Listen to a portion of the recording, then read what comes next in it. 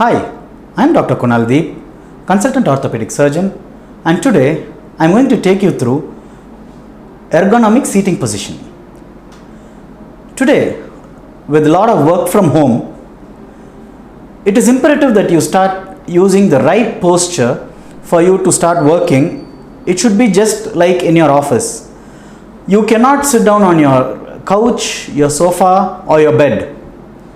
You need to have your desk as well as your chair. Your screen should be at the level of your eye.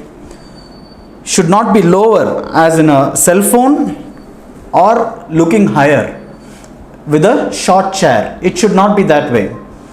You should have it in straight in line, and your mouse pad and your keyboard has to be in a lower level than your wrist, so that your wrist do not go high up to type anything. They should be bent forwards and downwards.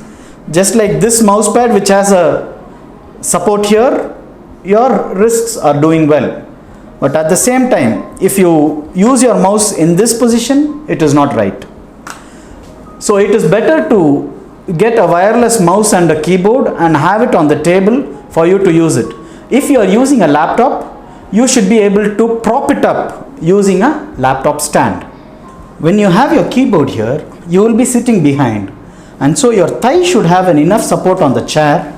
Your back should be against the backrest, and your head should have enough head support. There should be a lumbar support at your bottom. If you don't have such a chair, you can use a turkey towel to keep it here, so that your back becomes a bit more arched. The better thing is to transmit all the weight throughout your bottom side, along your thigh, and a part should go to the foot.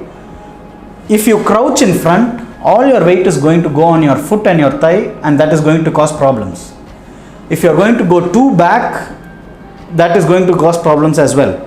So you have to be in a relaxed position on the chair. You should never have your wallet while sitting on a chair for long hours. You should always take breaks during your work time.